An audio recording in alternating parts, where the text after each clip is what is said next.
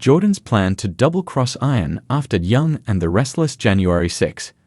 The winter winds of Genoa City swirled with intrigue and deception following the dramatic fallout from the events of January 6. While many of the town's residents were preoccupied with their own lives, one particular scheme brewed in the shadows, a plan so twisted that it could shake the core of all involved. Jordan, ever the schemer, was plotting to double-cross Ian, and the stakes were higher than ever.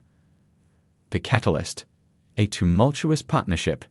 Jordan and Ian had forged an uneasy alliance months prior, each seeing an opportunity to exploit the other for personal gain. Ian, with his smooth-talking charm and knack for manipulation, had convinced Jordan to join forces under the guise of mutual benefit. Together, they orchestrated a series of cons that brought them wealth and influence. But as the old saying goes, there is no honor among thieves. By January 6, tensions between the two had reached a boiling point. Ian had grown increasingly arrogant, flaunting their ill-gotten gains and making unilateral decisions that undermined Jordan's contributions. The final straw came during a heated exchange at Society, where Ian belittled Jordan in front of a room full of people.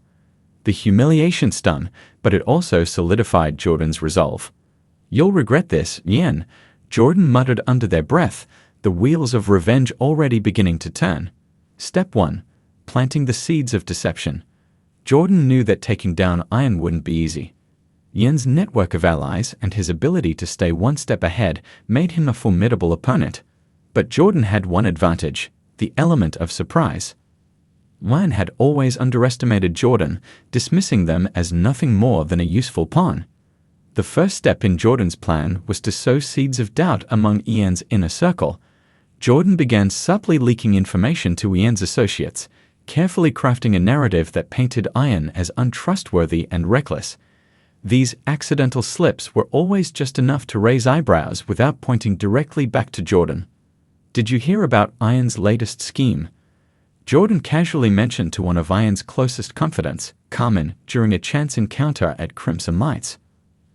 "I'm not sure he's thought it through. Could get messy." Carmen's expression shifted from curiosity to concern. Jordan knew they had planted the first seed.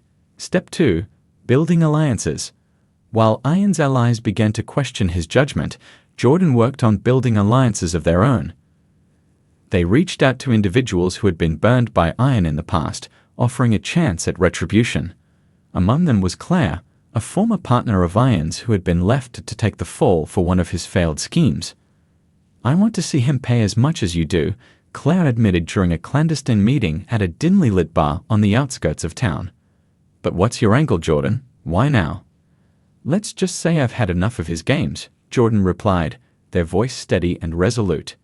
"If we work together, we can take him down once and for all." Reluctantly, Claire agreed. With her insider knowledge of Ian's methods and Jordan's cunning, they began to devise a plan that would leave Ian with nothing. Step 3. The ultimate betrayal. The linchpin of Jordan's plan was a fake deal that Ian couldn't resist. Using Claire as bait, they presented Ian with an opportunity too good to pass up, a high-stakes investment that promised enormous returns. The deal was designed to appeal to Ian's greed while containing just enough risk to make it plausible.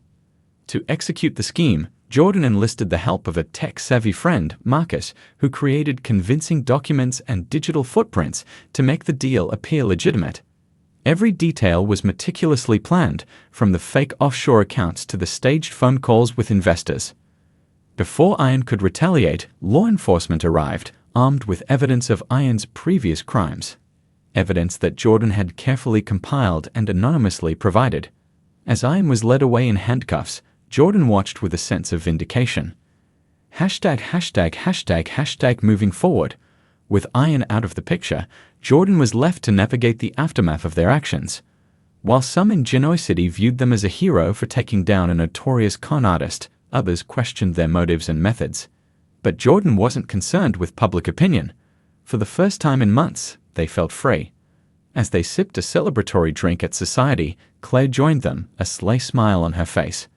"I'll admit you're good," she said, raising her glass. "What's next for you, Jordan?" Jordan's eyes glinted with mischief. "Let's just say this is only the beginning."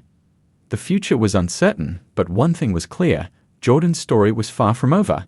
And in Genoa City, where secrets and schemes were as common as the changing seasons, anything was possible.